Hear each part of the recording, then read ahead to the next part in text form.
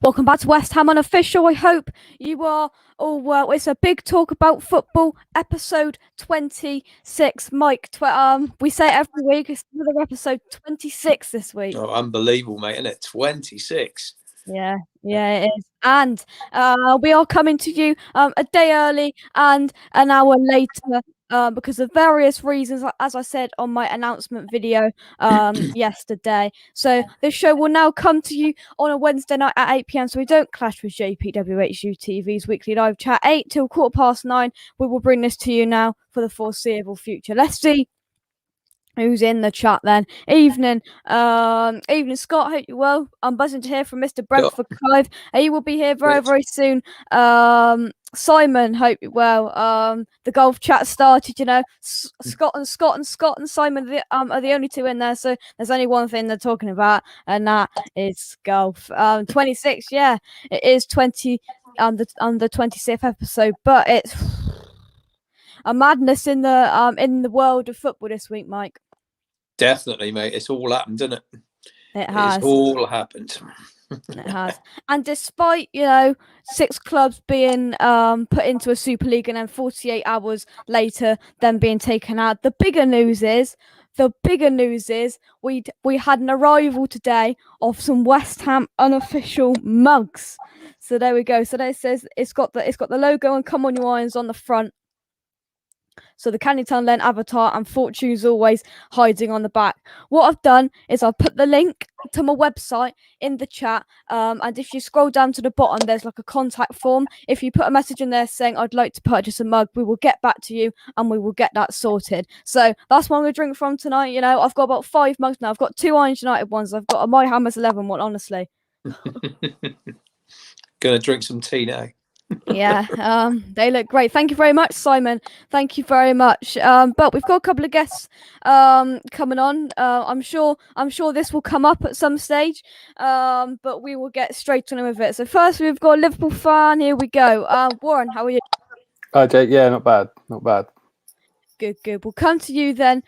First, Leeds draw took place 1-1. Disappointing, do you think? It's a bit of a weird one, mate, really, because I think with everything else that was going on, the game was sort of very much second or third or, it was so far down the list. It was actually a really important game, but it didn't really at the time feel like it really mattered so much because there was part of the world was saying it doesn't really matter if we win, lose or draw because we're going into this other competition. And then the other side of it was, well, if this all falls apart like it has done, we still actually need to get in the top 4 or if we can, So, yeah, it was a bit strange watching it in that situation. And again, actually, I thought, considering everything that was going on, I thought the performance was pretty good. Leeds did come on strong in the second half and probably a draw was a fair result on the balance of the game. Disappointing to concede a late goal, as always, especially from a set piece. But that's kind of summing up our season the way it's gone this year. So, Leeds have been a decent team this season. So I think a draw, all things considered, was a decent result. And you've seen it last night with Chelsea and Brighton as well. It's difficult mindset for the players to go out and really perform to the top level. So I think we're still right in the mix of it. I think there's 3 points between 4 or 5 teams now, or 4 points between 4 or 5 teams. So we just got to see what happens in the next game. We got Newcastle at home, I think, Saturday. So. Well, they were a banana skin for us. We've seen it at the weekend whether they were a banana skin for you as well. But let's have a look. Right, we're still talking about golf. We'll have a bit of golf chat in the chat. Scott says, evening, Simon. Yes, on the course day, shot 10 over. It's all starting to click.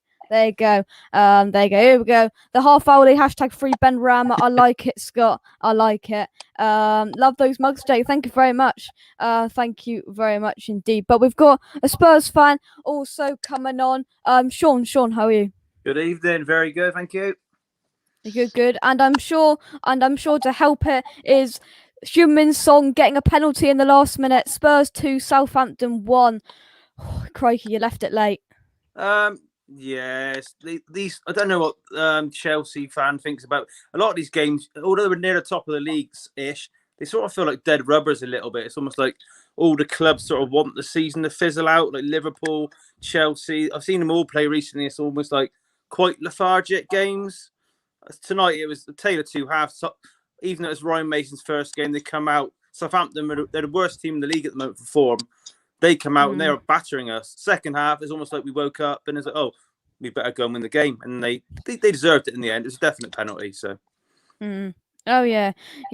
I mean, it was at one stage, 1-0 down and things weren't looking good. But we'll turn to the Mourinho sacking and the whole European Super League saga. I mean, do you think that the sacking of Mourinho had anything to do with the Super League, or do you think they just sacked him just on form? No, it had nothing to do with the Super League at all. Something like the Super League be right up Mourinho's street. So it was it wasn't even the second on form, really. Daniel Levy, we all know enough about him. He's very strategic when he does things and all that. He should have been sacked after the Dynamo Zagreb performance in Europe when we lost 3-0 over there. It was a couple of days after. We didn't turn up in the North London derby. Should have gone then. He didn't. Dragged it on. Probably meant that Levy had to pay him less severance pay. And he went the other day. So it is a right decision. Probably about a month too late. We probably waited 2 or 3 league games dragging it on, but that's Tottenham for you. Yeah. Mike, when you saw the news, did it surprise you? Yeah, I did a bit just before the cup final, to be totally honest, but not totally because, they've been too negative, haven't they, Tottenham? And Tottenham fans are used to a better, standard of football and a more attacking style of football than what Mourinho's brought them. They must have known that when they signed him, what it was going to be like. But I think they were just hoping that he was going to bring results, which at the end of the day is what we all want, But I mean, if he's not bringing results and the style of football is negative as well, it's not a shock, is it? That he's gone, really. Oh yeah, completely. Right, Gary's come in. Evening, still no one above us. Is getting really embarrassing now, but that will change, Gary, very very soon because we've got and we've got a fan of a club that's just slightly ahead of us, so that will change. But Warren, if I come to you then, in terms of Liverpool, you said you've got Newcastle next. As I said, it was a banana skin for us. I mean, do you see these clubs? Let's put it this way. Do you fear playing the clubs like Newcastle and Brighton more than you were playing Spurs or playing Chelsea? I think, to be honest, this season we feared pretty much playing anyone, especially at Anfield this year. Apart from the Villa game where we finally managed to score a couple of goals and then get a result over the line. So, I think Newcastle's normally a kind fixture to us at Anfield. We have a pretty good record against them. I think with the win they got, obviously against you boys recently, makes them pretty safe, almost safe, I think. So they might not be fully at it, and it could be a good fixture for us. But just the way, like Sean just said then about teams being lethargic, that has very much been a theme of our season. And just when we feel like we're getting a little bit of a momentum going or a couple of results go our way, then we tend to let it slip. So definitely not taking anything for granted, but given the results recently, if we can get a win early in the weekend, it will really put the pressure on everybody else because it will put us right in the mix for that top 4. Yeah, completely. And Mike, I mean, we'll keep on saying about it, and we'll come to West Ham later on in the show. But we have opened the door. We had an opportunity to shut it against Newcastle. We've opened the door to teams. We did. We blew our own foot off, though, mate. To be totally honest, didn't we? Because we dominated the second half with 10 men, and we just gave them 2 goals. I mean, Newcastle have got all their players back now, and they've got a bit of confidence, obviously, with these couple of wins they've had. But it's one of those games, isn't it? It's just. We slipped up and everyone else has let them in the back door now, haven't we? Yeah, and Spurs are creeping up as well, Sean. I mean, we've got Sean, we've got a game on you, but there's only 2 points there, and the gaps are closing in. Yeah, in a weird way, I know Daniel Levy won't agree with me, but I don't really want Tottenham to get Europe this year. I know it might sound daft to some, but the squad's huge. It's full of experienced pros that a lot go through the motions, and I think Tottenham have had something like 10 years in Europe in a row. I think you're almost at the stage now with this squad. It's very stale. A lot of the squads from the Poch era sort of faded off of that era. Didn't do it under Mourinho. First half today, didn't see a lot of difference under Brian Mason. It almost feels like we need a clear out of 6 or 7 players, thin the squad down. We've got Oliver Skipp from Norwich coming back, who's been awesome in the Championship. We've got a few youngsters. I know it's daft who don't want Europe because it's brilliant in the midweek football, but you get to the stage, I think, in a club where you think this squad sort of needs just ripping up a little bit. We're there. I think we've got Leeds. They'll probably give us a good game. I think we could do you a favour last game. We've got Leicester. So there you go. Let's see what happens. Yeah, we will see. Right, we'll get to the Super League then. Mike, thoughts on the saga? It was. I knew it wasn't going to happen. This cropped up. I mean, many years ago, back before any of you guys remember. But there's been talk of this for years and years and years. And I think about 7 or 8 years ago, I think they tried to even then say that they wanted to bring it in by 2020 or something like that. I mean, it was never going to get off the ground ever. I do feel for.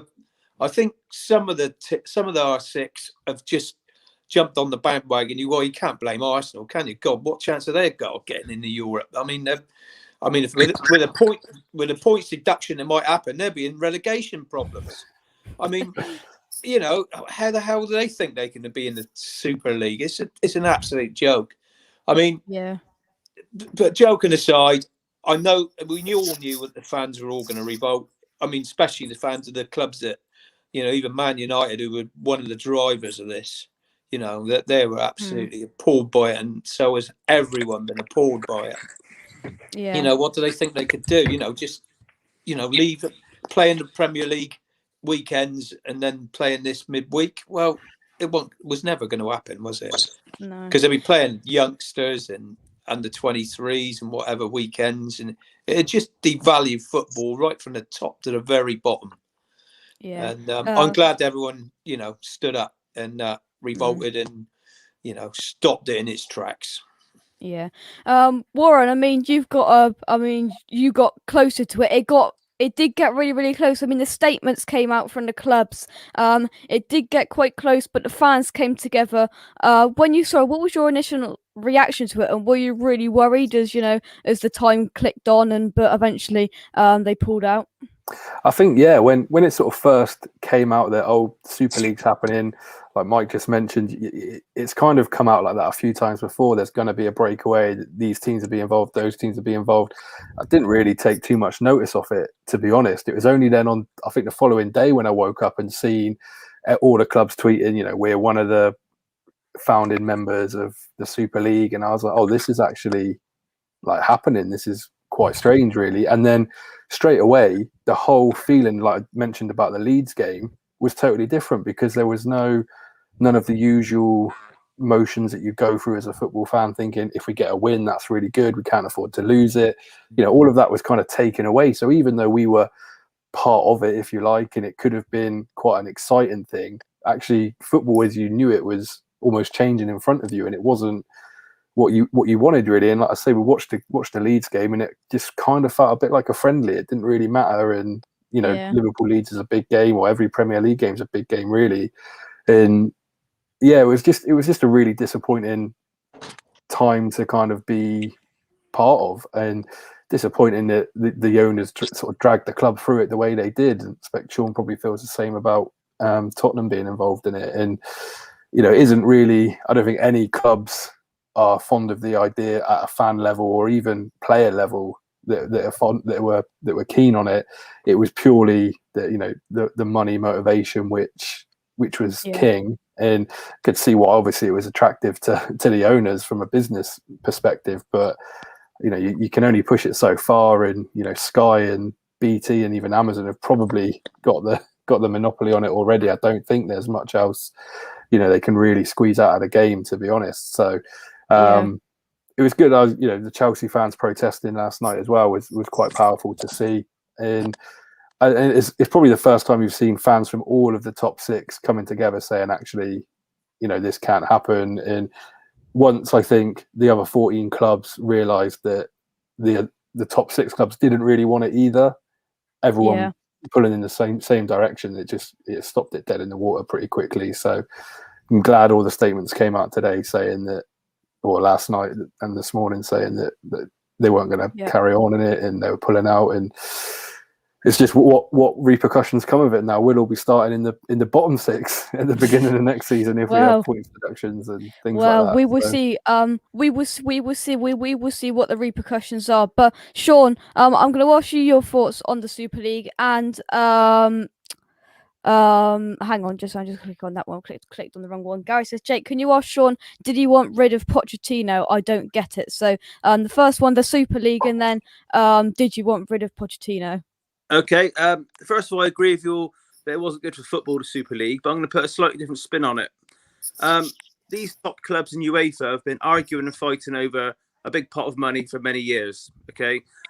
Sky Sports know it, the press know it, but this last week they have sort of avoided the UEFA side talking about it, if that makes sense. It's been hammered at big clubs. They've been wrong, but UEFA are in on this, and it's all been about striking the deal. I don't believe the Super League was ever going to happen. It was almost like the big clubs had enough of not getting enough of the pot, and this was their final threat. Do you know what I mean? And I was not shocked at all that last night they all come out one by one after the other. It was almost like UEFA were sat at their keyboard sending the money over. You may laugh, but that, and I think a couple of hours later, UEFA then released, and this has been ignored by Sky as well, the new format for the Champions League. Funnily enough, it benefits the big clubs like a Tottenham, a Chelsea, Liverpool, who might not make the Champions League. They can creep in the back door now. You can finish. You can finish in a Europa League spot. But this next, I don't know if it's next season or season after, West Ham and Tottenham can finish in the Europa League spots. Because Tottenham have done well in the Champions League in the last 5 years, Tottenham can get a Champions League spot, but West Ham can't. That is what has been snuck in the back door that's been ignored. So, I saw that. I saw that earlier today. But that'd get booted out as well, wouldn't it? I mean, there'd be another revolt over that. Yeah, there will, but it's been brushed under the carpet a little bit already.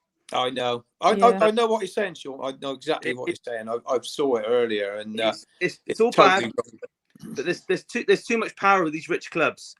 Sky know it, the Premier League know it, UEFA know it. I don't know what they can do about it apart from keep negotiating. There won't be no points deductions or anything, because if you take this big 6, as they like to call themselves, take that. Say you relegate them. What a lot of fans are saying they should do. I don't think they do that. How much will the Sky the TV money drop? Massively. Millions of people would stop subscribing to Sky Sports. Yeah, because I mean, instead of watching Manchester City versus Manchester United, you'll be watching Burnley versus Everton. And no offense to these clubs, people want to watch this. The reality is, all these clubs need each other. They all know it. This last week has been a big bluffing contest, as far as I'm concerned, and it's blown over. The big 6 have looked greedy, because they are greedy. There's no getting away from it. But don't forget, Sky were trying to charge 15 quid for Burnley versus Brighton on pay-per-view 2 months ago. They were. Do you know what I mean? Yeah. Let's move on from that. Let's go on the Poch. Just before I let you go, fire away on Poch, and then I've got some fans waiting in the back. So fire away. He was. We all loved him at the club, but Levy didn't back him for free windows, and the team, as I said earlier, a lot of the squad that Poch had is still there now. A squad Liverpool have suffered this year, probably staleness. They've said before, the squad gets stale. It didn't get backed. He didn't get backed. I think we just about scraped the Champions League final, and I think Pochettino just sort of decided, right, I've taken the club as far as I can.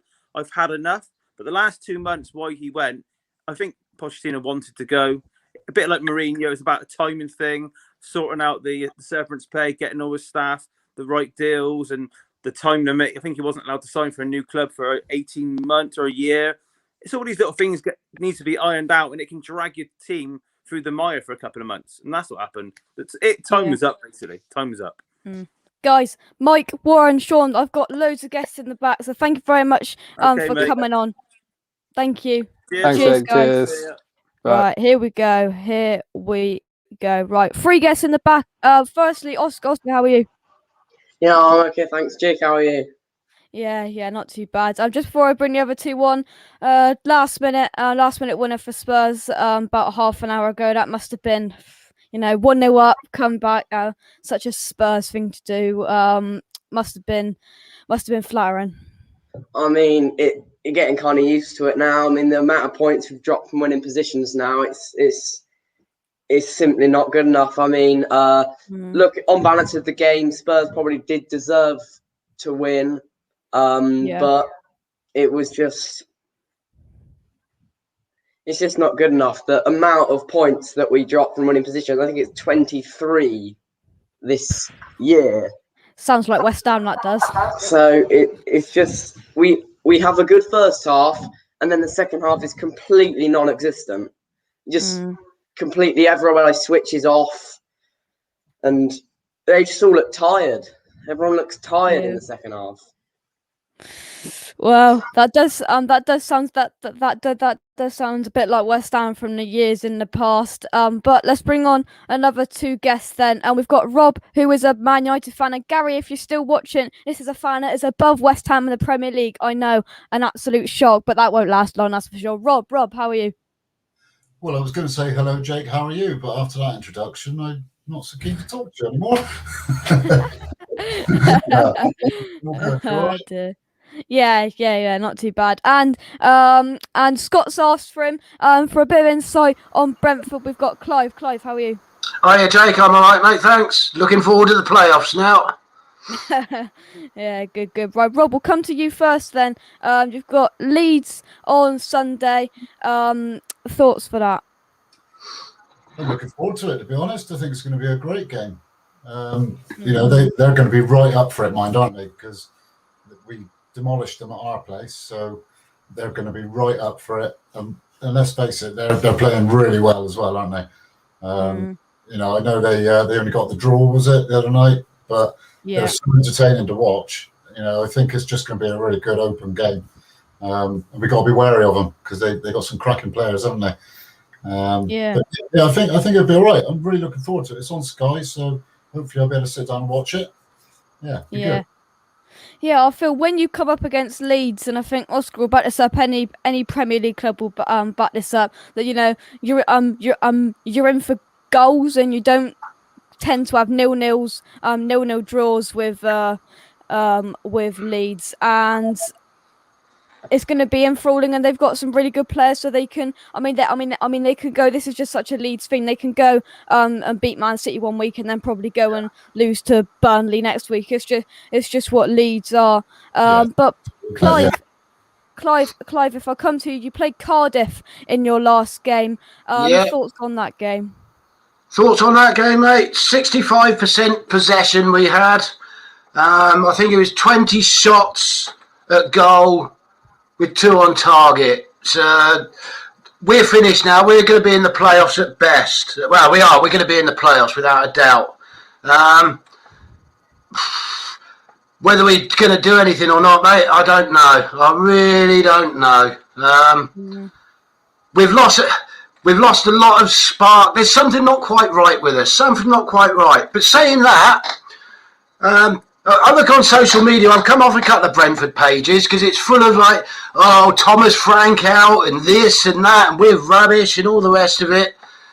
And like, I'm reading some of these comments, and I'm thinking, what planet are you on, mate? We're Brentford, right? We've still got one of the lowest playing budgets. We've scored the number of goals in the country this year. We've only lost 7 games. We are damn hard to beat. But there's still something missing because we've now drawn 15 games. Out of our last 11 games, we've drawn 6, won 4, and lost 1, which isn't really. Well, it's not promotion form, is it? It's playoff form. That's what I was looking for, and that's all we're good for at the moment, mate. But I'm not confident. Especially with Bournemouth, they've won 5 on the trot now. They have, yeah. Oscar, I feel you went out of the FA Cup to Leicester at the weekend, so your full priority is on the Premier League. Thoughts on that loss, and do you think that's almost good for Southampton to to focus on the Premier League now and try and get up the table a bit? But to be fair, you had a massive chance to get to the FA Cup final. Yeah, I mean, you said it was a huge chance, and I mean, watching the game, it was, from a neutral's perspective, you're gonna turn that off after you're not gonna want to watch the second half. Really, it was a really dull game. Neither side really. I had a really clear-cut chance. I thought Leicester probably deserved to win on balance just because we were so poor. But you say about wanting to focus on the league. I think it's good to focus on the league. It would have been nice to get to an FA Cup final, but I think we are. Touch wood, I'd say we're safe. Another win would be nice, but I think we just gotta get a couple of wins at the back end of this season, because then that going into next season, that'll give us a boost.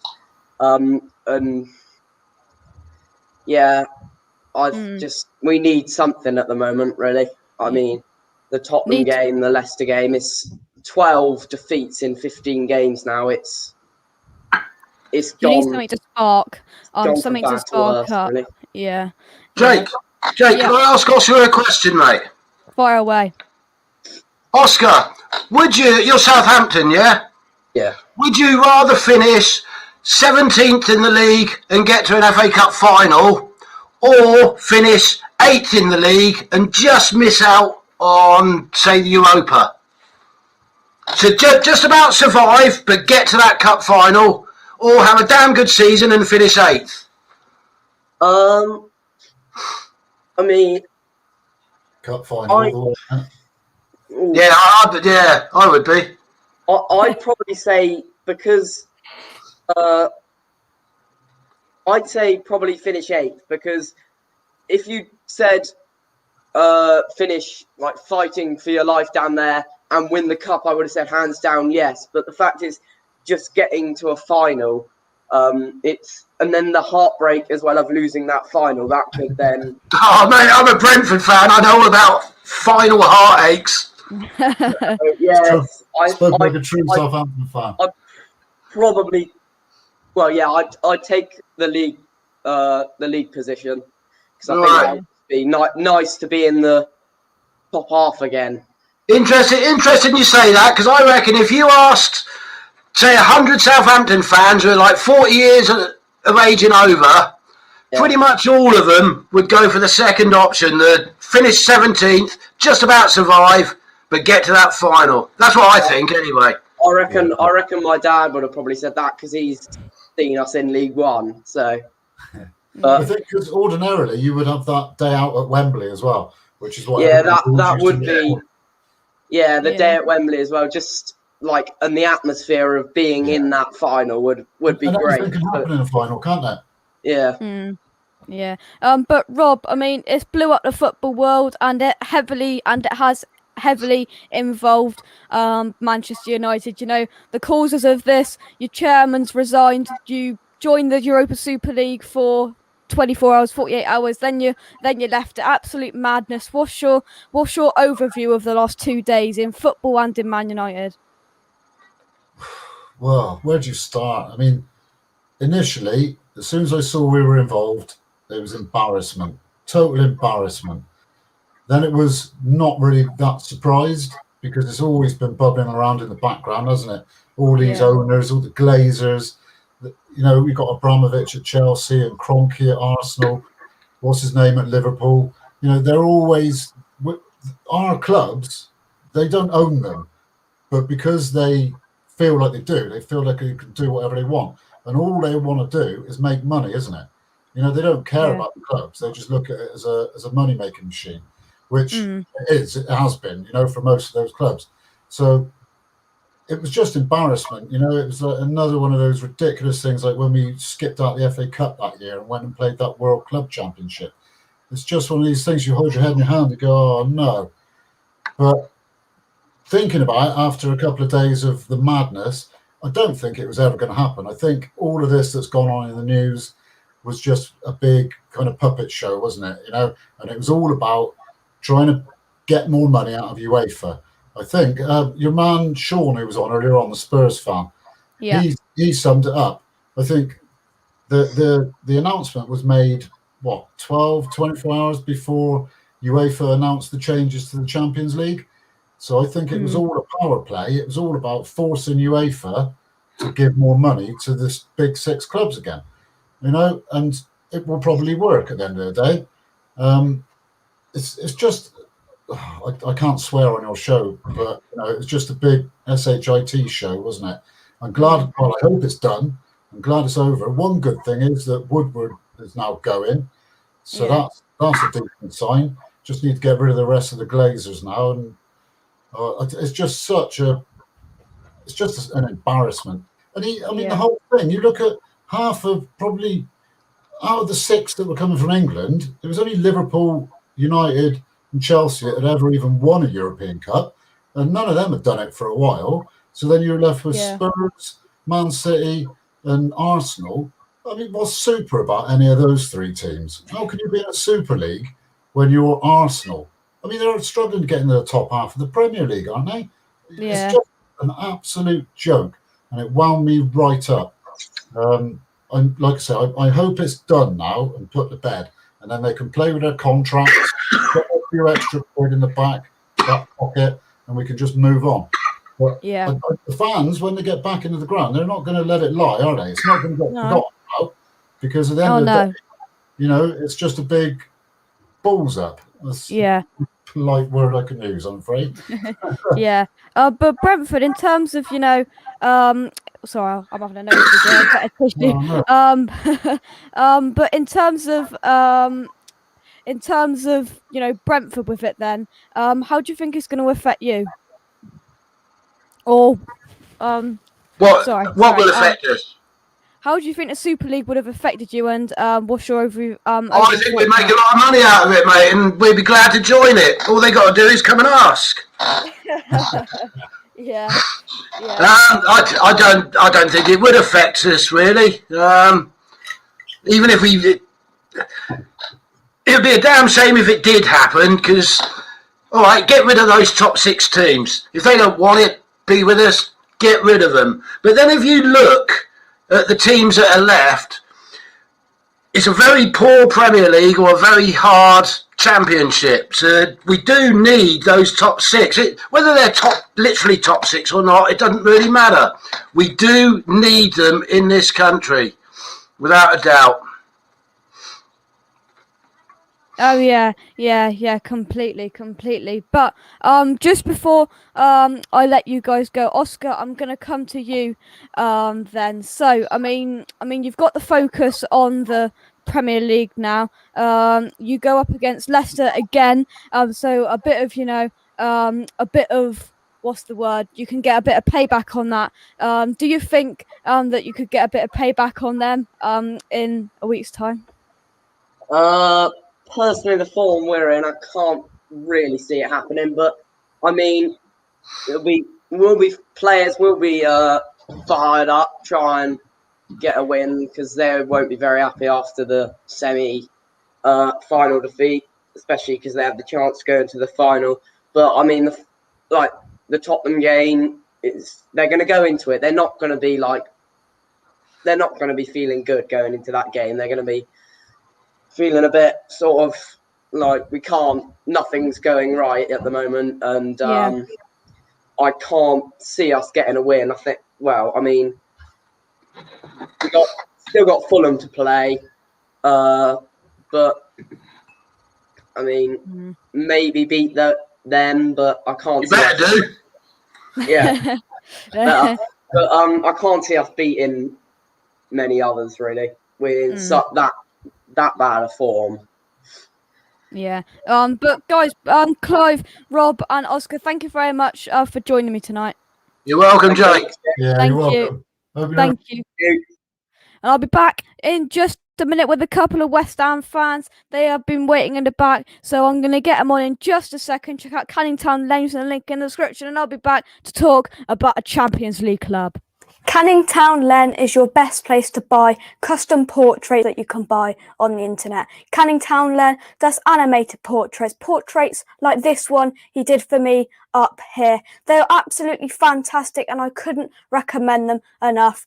So just some ones that he did for me. I've got this one here outside the London Stadium. I mean, it looks just like me, really, the best possible kind of animated portrait, kind of animated cartoon kind of picture I could hope for, really. They're absolutely amazing and they are so realistic, look exactly like me, and they are very good to buy. So make sure you do click the link in the description down below to buy a portrait from Canning Town Len. I'd highly recommend them. Click the link in the description down below. He does animated portraits, non-West Ham related, West Ham related, lots of different backgrounds, any shirt, any background. You can basically customize it to your absolute kind of needs and what you exactly want. So click the link in the description down below to check out Canning Town Len.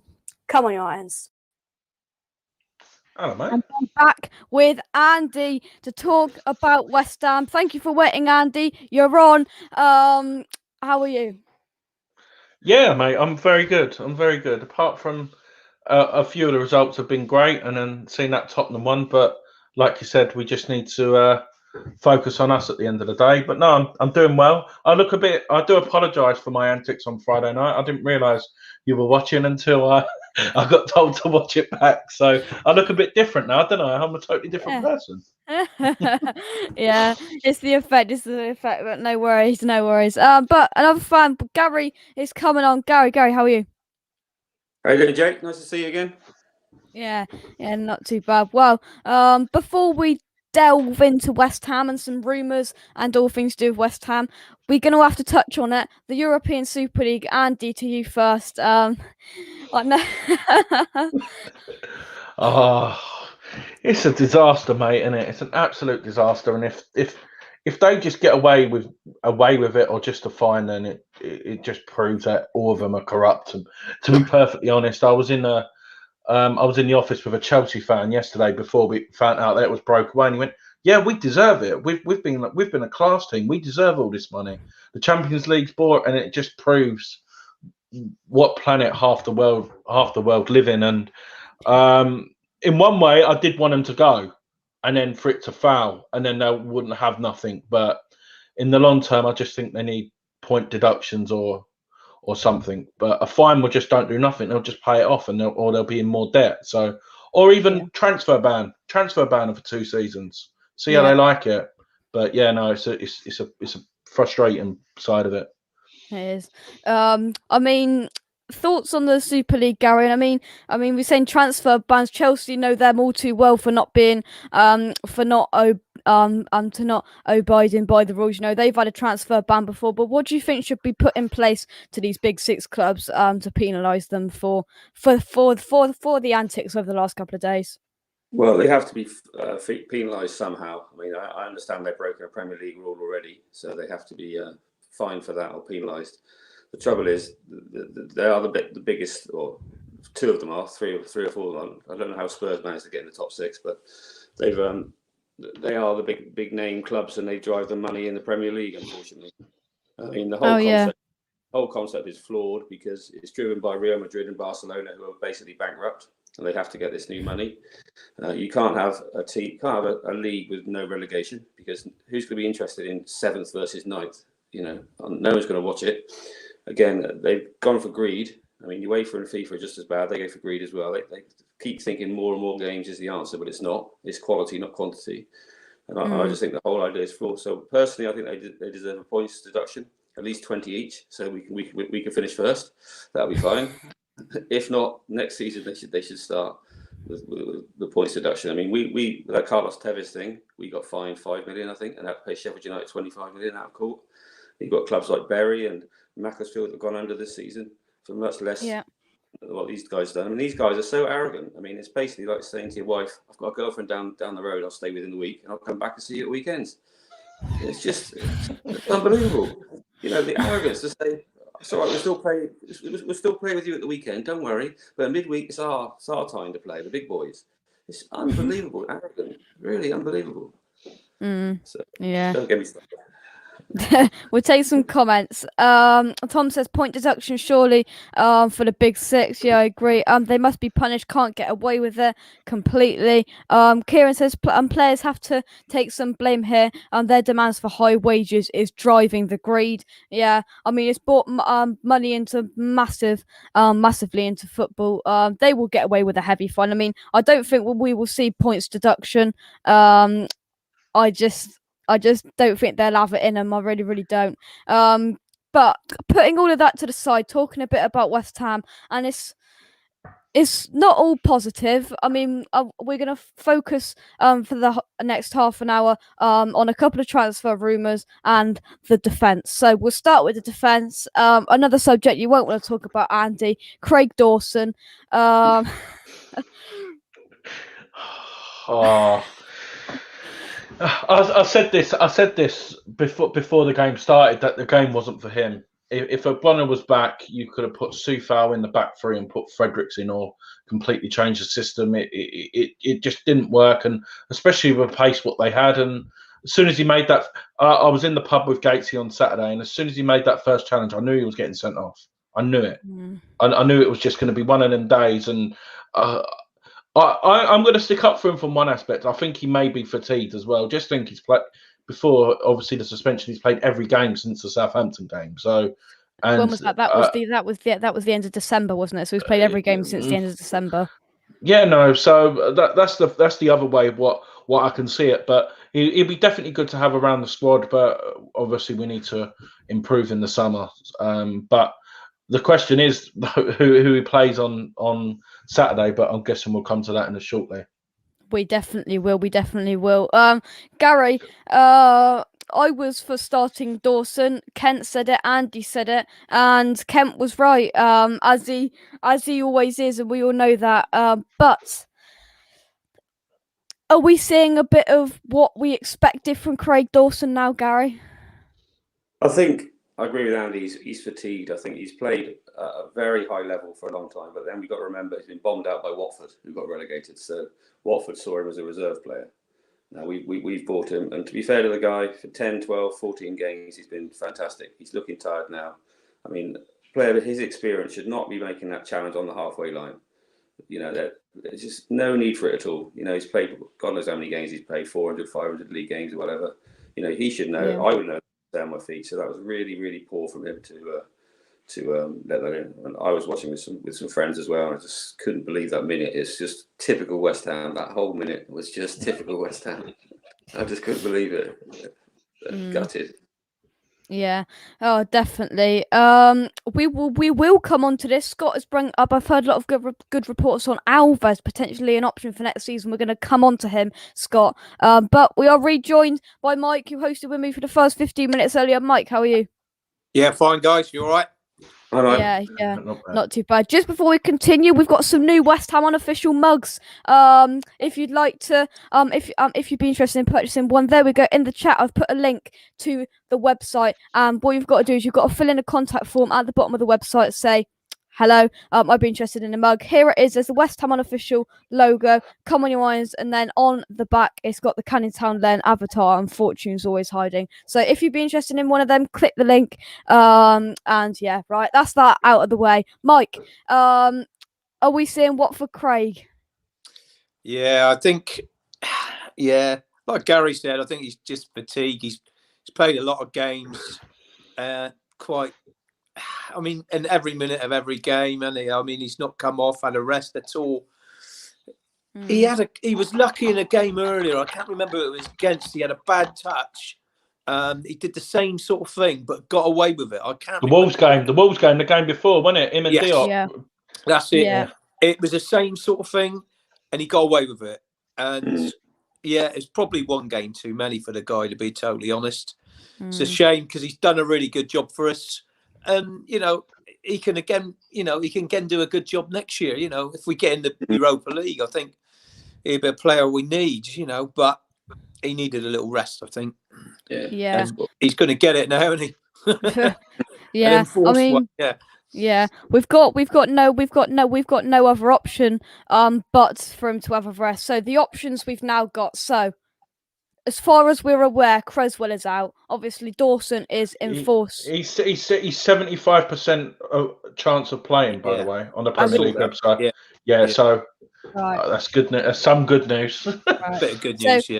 So he could play. He probably will Yeah. play because Moyes has got a thing of chucking players back in. He's done it with Masuaku and Ogbonna. So, Andy, we're not gonna do a preview, but what if you were Moyes? What are you gonna do in the coming games to with that defense? I would do Creswell the left centre back, Ogbonna in the centre, and Diop. That understanding what Creswell and Masuaku has had for most of the season before he got injured, and Masuaku gets so much hate, but I am such a big fan of him going forward. He just excites me, like what he done on Wolves and Soufal. The only thing I will say is when we go into a back five, I don't think we see the best of Soufal. I think he prefers a back four. He gets a bit confused with the right wing back position. But if worst case scenario, we don't know what Moyes will be like. I would be happy with Soufal as the right centre back and Fredericks as the right wing back if you wanted to go for more pace to deal with Chelsea. Yeah, well, yeah, we could do. But Gary, would you agree with what Andy was saying? Let's hope that Ogbonna's going to be back to more fitness because I really didn't think that he was anywhere near fitness at all, Gary. Ogbonna against Newcastle. Been out since January, hasn't he? So he needs some games to get back up to speed. I think he's our best defender. Personally, I would play Balbuena over Diop because I think Diop's always got a mistake in him. And against Chelsea, I think it's going to be very, very tight. So I would play Balbuena, Ogbonna, and if Cresswell's fit, definitely him. And then, if not, we play back four, but Kufau on the right. And I'd probably be tempted if Cresswell's not fit to play Fredericks on the left because I think Ben Johnson is not a left-footed player and he's still young, and against Chelsea, it's going to be really tough against their front two, whatever. Yeah, we picked up quite a lot, Mike, from the Newcastle game. We picked up that Dawson's fatigued. We picked up that Ogbonna wasn't fit, as well. And I feel, what can we do now? We also picked up that Ben Johnson can't play on that left hand side because he was completely out of his depth. I get he's still young and that's not his position, but we can't go and play him there because I feel he was really, really out of his depth. But I mean, Moyes could do a lot of things. He's probably going to stick, obviously, with Dawson. He'll probably take Dawson out, put Cresswell in. He'll try and not mix it around as much as possible. He'll try and do the least amount of changes as possible. But Fredericks, Johnson, Soufal move into the middle. What would you do? Yeah, Johnson, I just wouldn't put him out on the left again. He's got to play on the right if he plays again. I think he's going to be a good player. I rate the guy, and defensively, he's still, he cleared that one off the line. What we got to remember is to take the positives out of that game. And there was positives, and that was the second half performance. But, Resilience. we was always going to, I knew as soon as we scored, there's going to come back at us again. Soufal, he'd done a lot of running in that game, and he'd run himself into the ground, and he just couldn't get out to stop the cross, could he? Which is a shame, but yeah, I mean, I don't know what he's going to do again. I'm with Andy. If Arthur is fit, I like him as a wing back. I don't like him as a fullback. He's not a great defender. He switches off a little bit, but going forward, he just gives us something else. On the ball, he's strong. He's got that bit of skill to beat one or two players. He can whip in a good ball. Yeah, I like him as a left wing back, and if he's fit, it's just got to play in my mind. But, it's a toughie. I mean, Chelsea didn't play that well last night. And I thought that when we lost 3-0 to them, that was really flattered them. I didn't think it was a 3-0 game at all. We give them a good game. So, this is... Is Mendy injured? But, who, sorry? Is the goalkeeper injured? Did Kepa play last night? Oh, yeah, Kepa played, didn't he? Yeah, I don't know where he's rested. He played again last night because he played in the cup and Tuchel was keeping Kepa playing in the cup. But I didn't know that. I didn't know that was as well. I thought he played. Interesting. I don't know. I'll have a look. I mean, Andy, do you see? I mean, we are going to try and nullify the threats of Chelsea. And do you think what you said with Diop in there is going to do that? Gary says that there is always a mistake in him. But do you think Diop's the right option to nullify the pace and the threat? Definitely the pace, because Werner is just ridiculously quick, and in my opinion, Diop's a better threat in both boxes. His height and his leaping, and he can always call. He's been unlucky with. Could have got a goal against Leicester as well, and I really do like Diop. I just feel he gets a bit of a blame, like deservedly. I'm not saying he's been an angel, but like I like him. I like him a lot, and the more he plays, and I think anyone you could even put any of us for here. If we were playing with Bonner, I think Bonner will make us even look good, in my opinion. Yeah, We'll go that far. yeah. Maybe 30 years ago for me. Kieran says Arthur excites me and scares me in the same move.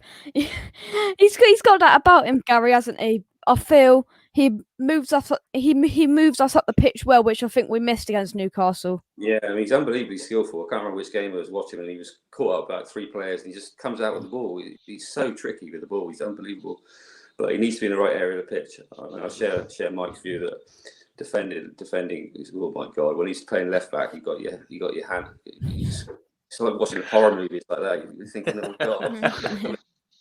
And it was against Wolves again.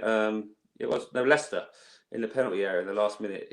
I thought he's going to give away a penalty. He's going to give away a penalty. Just keep away from him. Just get Arthur out of the box. You know, he's a nightmare. Down there and away. Yeah. My mouth. Yeah. Screaming, get him out of the box.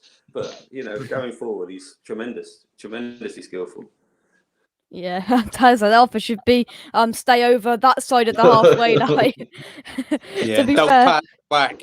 Pass it forward. Yeah. Yeah, get forward and just stay there. That is what we get with Arthur Masuaku, and that's what we've known about him, and that's what we've known about him for a long time. But it's a massive game, and there's no doubt about it. But we'll move on. It's basically it's touching on the Super League. Now, it's come out from Sky Sports that perhaps these other 14 clubs won't want to do business with these big 6 clubs now. They will be reluctant to do business, and this could affect the signing of Jesse Lingard. They are clutching at straws, Sky, aren't they, Mike? Yeah, honestly, mate, it's sickening. It really is sickening. I mean, if something don't get done, I mean, if they don't get some sort of punishment, I'll be absolutely gutted, because, like, I know what Scott was saying about, it's only a threat, to make UEFA cough up a bit more money and all that, but they've broken a rule there, and most teams that have broken a rule have got punished, and they got to be punished appropriately. And the only way I can see that is, you can't relegate them or anything like that, but at least dock some points or give them a heavy, heavy fine. Because, they've done it disregarding all the rest of the whole pyramid system. Yeah. And, they just can't hide behind it. I mean, the Premier League have got to do something. I will be gutted if they don't do anything, other than a points deduction or a hefty fine at them. I think it came out today in the Premier League meeting that the majority of the chairmans or the representatives wanted them to be sanctioned, but not necessarily the club and the fans, more the CEOs. So I guess that's hinting at fines, Andy. It is, yeah. Fines nothing. Yeah, like Roman Abramovich earns, like, what does he earn? I think it's like £400 million a day in oil. Like, what are you going to do? Fine him, 10 million? That's like half an hour's work for him. It's a joke. No point deductions, but it depends when they do the points deductions, because we was working it out.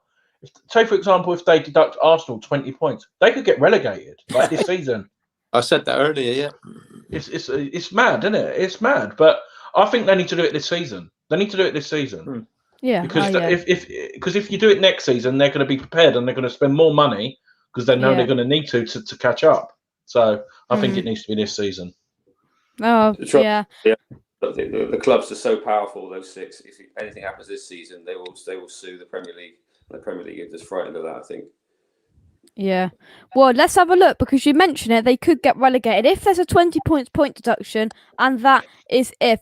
Let's have a look. So Arsenal. Let's just take Arsenal for example. They're currently sat on 46 points. That would take them down to 26 points, and that would put them 19th. That's very much in a relegation battle. Yeah. I mean, even if they, let's say they deduct 15 points, that takes that down to 36 to 31. They're still just above the relegation zone.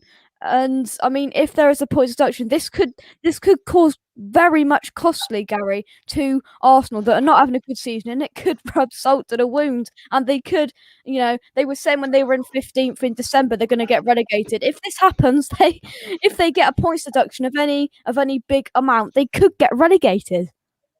I mean, they're a poor side, Arsenal. I mean, they're celebrating that 97th minute equaliser against Fulham as if they've won the Premier League. I mean, they've been outside the top four for years. They are a poor side. So, I mean, if they weren't Arsenal, you looked at that team, you'd think a very, very average, bang average team. I mean, somehow they beat us at our place and we went to seek to let them score 3 at our place and we lost 2-1 up there. But I think they're bang average. If they weren't playing at Arsenal Stadium, you just look at the team. There's a couple of youngsters, but the rest of them, dreadful. I mean, that Xhaka, the captain, is an awful player. Oh, I know. Can you imagine Arsenal fan TV if they did? AFTV if they get relegated. Could you imagine DT going on there after, Robbie's going to say AFTV, we've just been relegated to the Championship. Is it a Super League side? Arsenal will finish bottom every single season and not get relegated. It's just stupid. Well, we will see, and we'll see if the Premier League do take any action. But a couple of transfer rumours that have gained pace today. The first one is Junior Firpo at left back for just £13 million that I saw doing the rounds on Twitter today. I think we need a left back. That could be a steal for £13 million, Mike. Yeah, not bad. That would be a steal. And it's the left back we need as well. We do need a left back, full stop. That's one of the, I think, 5-6 players that we need next year, along with a goalkeeper, midfielder, striker. I mean, he'd be good. Who was the other one, Jake? The striker. What's his name? Striker. I forgot his name. Oh, I know. It's the free one, the free transfer. Yes, yeah. Oh, it's Alaba. Is it Alaba? Alabaka or something like that. Yeah, I think so. Yeah. There's reports that he knows where the back of the net is, and he'd be decent for a free transfer. And I mean, the squad's got to be strengthened. So, we've maybe got to look at some of those. I know we need some players that we know are proven and can do it at that level. But Rich. Well, we could get Lacazette on the cheap if Arsenal get relegated. Well, we could. Oh. Yeah, we've. Oh dear, we're talking. And he's in his last year of his contract next year as well. It is. I mean, if you would have thought 30 months ago we're sat using this and not going to football, you've got to wear masks everywhere. We're talking about Arsenal getting relegated. We're talking about West Ham getting Champions League. Yeah, it's all funny. But the other rumour that came out, Gary, I'm going to come to you, is about the goalkeepers, and that Areola and Sam Johnston are the two key and main targets in that goalkeeper position. Thoughts on it? I mean, there's some cracking keepers there. Yeah, both cracking keepers. I'll take either of them. But on a separate point, ask the three of you, do you think these transfer fees will stay at this level? I think football's bankrupt. I mean, I'd be surprised if they don't start coming down now, because who's got the money? I mean, this hard. There's no money out there, Gary, is there? There's no money out there. No, exactly. I think Tottenham were banking on getting in this league. because they're looking to strengthen their side. And the only way they're going to do that now is to sell Harry Kane. And you could say that, about teams like, Barcelona. They're in £1.5 billion debt. I mean, it came out that it was £3.6 billion that these clubs were going to receive, respectively, for this, and this is what they needed. That's why they went for it. I'd be very, very surprised. There's some big transfers in the summer. Very surprised. No one's got any cash, apart from maybe City. No. Other than that, you can understand Tottenham and Arsenal. I mean, taking the bait. I mean, because they need the money so badly. You can understand Real Madrid and Barcelona because I know they're massive brand and they can borrow, but you can't keep doing that forever. Surely, there's got to be a time where that all stops. I mean, I can. You can't blame Arsenal in a way. I know it's total greed, but they're thinking flipping hell. We need that money big time. Yeah. They haven't had money to spend for a long time, and like Gary said, I don't think there's going to be a hell of a lot of money floating around. I really don't. I can honestly see a lot of swap deals happening where no transfer fees. And here we go. Kieran said, I mean, this is very controversial. Swap Ben Rama for Ivan Toney, and I think fans would do that. I mean, if we haven't got to pay any money on that, I think most people would. If I'm being completely honest with you, but I'm gonna pass it over to you then, Andy. You were nodding your head at this. Swap Ben Rama for Ivan Toney. Yeah, me and Duke have been talking about this for a few weeks, and I've got a lot of Brentford fans at work. Like one of our offices is out in Wembley, and there are a lot of Brentford fans, and they've said they would love Ben Rama back. They don't hate him for moving, and in my opinion, I would love to see Brentford in the Premier League. I like their fans, I like the way they run, but for me, I personally can't see it. I can't see him winning in the playoffs. And if Tony wants the ambition, I can see it. And if they offered that now, give them Winston Reid as well, have it. Yeah. Well, take Anderson as well. Yarmolenko. Yarmolenko. You can have him as well. You can have flipping all of them. Just take them.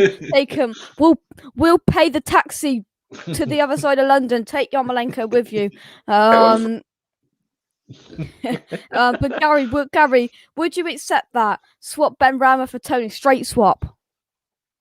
I feel sorry for Ben Rama, if I'm really brutally honest. I think the guy hasn't been given a run. His confidence is shot to pieces. And I do feel sorry for him. So I don't want to judge him. I understand Andy would say that. He probably knows far more about Brentford than I do.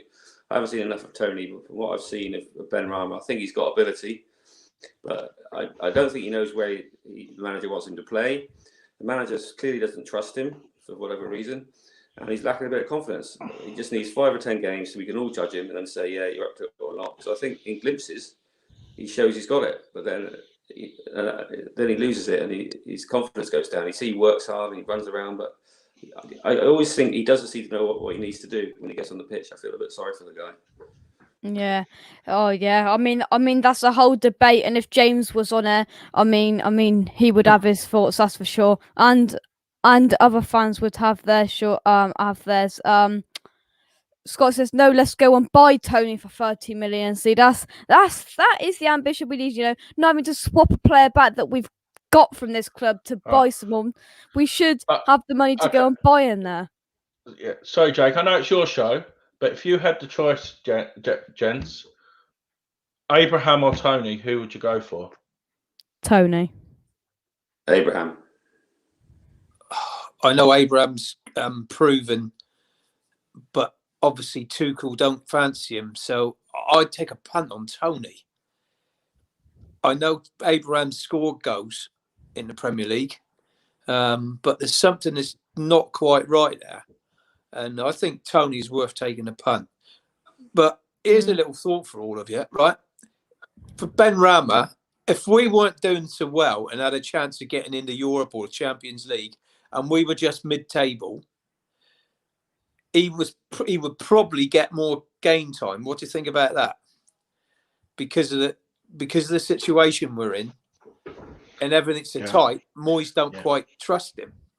if we were, you know what I mean, just safe and not going to get Europe, not going to go down, not going to go up. If we were in Leeds' I position, think he let's would say. be getting more game time. I know it's a silly little Yeah, no, thing. I said that on Gates' show the other day as well, and I stand by this. If we're playing teams in the bottom half, Ben Rama plays. Yeah. He definitely won't play against Chelsea, but the other games, if he doesn't play, then in my opinion, he's gone. Moyes don't. Fornals comes out and Ben Rama comes in for the games against the bottom sides. Maybe not Burnley, but you know what I mean, like the Brightons and the West Broms, because Burnley's that's his games though. That is the games that he should be playing in. Karen says with no money, it's a good option to swap. Plus, we've got to find money for Jesse Lingard. That's a very good point. We definitely do. Scott said he'd go for Tony over Abraham. Yeah. I'm not really for the Abraham. I'd rather see Tony come in. If I'm being completely honest. But let's hope. I mean, we're still. Go on. Just on that Ben point, Jake. He reminds me a bit of Andre Ayew because we never knew where to play him either when we had him. He you didn't know whether he was a winger or behind the front two or a forward and he ended up getting bombed out. And I think that could happen to Ben Rama. Unfortunately, we just don't know where to play him. Well, we will see. We will see. I mean, the games. That's his games, as Andy said. The games against Brighton, the games to show off. But will he get the opportunity? We will just have to wait and see. But we'll talk a little bit about injuries and the run-in before we go. So let's talk about Rice first. And Mike, I'm going to come to you first. I mean, they said he's going to be back for the last 3 to 4 games, which means in a couple of games' time. But I'm convinced that he's going to be back before that. I'm just convinced. You know, we saw him jogging on the treadmill. I just don't know. I just feel maybe not after the Chelsea game, but I feel he's going to be. I think we'll have him for about 4 games at the end, 4 or 5. I remember Stuart Pearce saying he might not be out as long as people think. You know, straight after the injury, and we've all seen him running on the treadmill. I know it's, you know, it's different than going out there and taking challenges and getting hit from the side. I've had a lot of knee injuries. So I'm pretty much an expert on knees, and to be totally honest, you've got to be dead right when you come back with a knee injury. It's one of those where it's a pivot in your leg. I mean, it's so important. He will want to come back. You know what he's like. He's chewing. You know, he's chewing it a bit. He wants to get back on that pitch. Of course he does. But I just hope he doesn't come back too early, because if he's going to be all right for the last 3 games, I'd just take that. Do you know what I mean? Even the last 2 games, I'd take that. Him being fit for the last 2 games, because they could be absolutely so pivotal and important to us. So I'm just frightened that, you know, I know all the medical staff, you know, they're going to be there, you know, with their opinions, and I'm sure they're going to make sure that he doesn't come back too early. But I just got this feeling that he might just come back too early, you know. We've seen it though, Gary, haven't we? We've seen, you know, with the likes of Arthur Masuaku, who ended up getting a slight knock after the game. He come back after quite a while. I mean, he's not an injury man. I think this is the first big injury. Was not a big injury out for, you know, a considerable amount of time that he's had. I think he will be put back as soon as it's, you know, okay. But do you fear, you know, if Moyes brings him back too early? Yeah. As Mike said, knees you've got to be careful with, and we've got to be careful with Declan Rice. He's our best player. He's the only one that always is 7 or 8 out of 10 every week.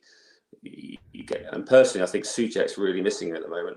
I think his performance has gone off the boil the last few games, because I think he's knows bless him, doing his best, but I think Souček's having to do a bit more work than he would have to when Declan's around. And I think, just as Mike said, we need to make sure that Declan's 100% fit, because if he comes back for 1 game and breaks down again, we're knackered. So he needs to come back in when he's really fit. So if he needs to last 3 or 4 games, great, but let's not rush him back. Yeah. Oh yeah, completely. I agree. But Andy, I am convinced that he's going to be back, and it will just be such a massive boost for getting our biggest player. Let's just say our biggest player back with games to go. Yeah, I've just had a look at the. I thought that the fixtures were literally Saturday, but I didn't realise we played Brighton away on a Tuesday. Obviously, that may change on the odd day. So our last game, so we have Everton on the Sunday, and then we've got Brighton on the Tuesday. I think that's everyone. Everyone's got that midweek game. Yeah. So me personally, you're going to laugh at me. I can see him in the squad for Chelsea. I really can. It would be a shock. I honestly, I think the club has learnt their lessons, and they're not going to say nothing. Personally, I could see him being in the squad. Might not start, but you can just imagine that lift what it will be for the players. But for me, if I had to pick out the last four, I wouldn't play him at Brighton away. I think Noble could slot in well, but for the Everton at home, West Brom away, and Southampton at home, Rice needs to play. I wouldn't play him against Brighton. That's a big statement, being in the squad for the Chelsea game. It could be. I mean, I could see it. I mean, I think it is a possibility. Scott says, agreed, Andy. I've been saying it for weeks about Rice being back for Chelsea. There you go. Scott and Andy got something going on here, I reckon. They know. They know. But just before we wrap it up, we've got a show tomorrow night, 7:45. I'm going to be joined by the one and the only West Ham Clips. He's going to answer your questions. That is the premiere at tomorrow night at 7:45. So make sure you tune into that. Get in the premiere comments, and he answers your questions. That is good. I have pre-recorded it. It is really, really funny. So make sure you do watch that. Oh, he's brilliant. He's brilliant. And then Andy, you're on Hammer Time of Their Lives at 8 o'clock. Yeah, that's correct, mate. We're reviewing the season. Is it 1990, 91? 1990. Yeah, that's good. So we're reviewing that. We're reviewing that one tomorrow. Like I said, I've got all the season reviews from Cross Hammers, and literally them season reviews go on for like 4 hours, like the game. So I'm literally sitting there, and I don't know if you've seen it. Literally, I'm like Andy Graham, Martin Tyler, everything sitting there like telling how the goals are. But no, they're really good. If Mike, Gary, you're more than welcome to come on and do a review or talk about any of them seasons if you want to in the 90s. Don't know if you're up for coming. 91 was the season we didn't lose till Christmas, wasn't it? In the league, is that the one? Was it? Let me check what one we're doing tomorrow. I can't even remember. I've done so many season reviews. Sorry, you've well put me under pressure. One second. And Scott says, "Great show, gentlemen. Cheers, Jake, Mike, Andy, Gary, and the main man, Sir Clive." Yeah. Thank you very much to Scott, Kieran. You pretty much stayed throughout the whole of the show. So thank you very much, Andy. Yeah. So sorry, I do apologise. So next is 89-90, the one we're doing tomorrow. Oh, 89-90. Right. Okay. Do that season, I think. Yeah. So if you're not doing anything tomorrow night after Jake's show, come on, get involved. And like I said, Gary, Mike, just message me if you want to come on and do your review and talk about any of the things. It'd be nice to have you on. And Jake, when was your first year, Jake? I can remember, crikey. Yeah. Probably not on that. well, yours will be at Christmas. We're reviewing this season. It's like the week before Christmas where we're doing a show a week. Right. We'll book you in on that one. Yeah, we will. 1970 yet? Yeah. Of course, Jake remembers the 90s. Just vividly in my mind is the 90s. But before we go, thank you very much for watching. Subscribe to the channel. Thank you to all of our guests, and you can purchase the all-new West Ham unofficial mugs on the website. They were absolutely fantastic. They came today. That was a very good parcel that came today, and they are absolutely fantastic, if I do say so myself. So the link is in the chat. Leave me a comment on there on the website if you would be interested, and we'll get that sorted. Thank you very much to my guests, and I'll be back very, very soon. Come on, you irons, and goodbye.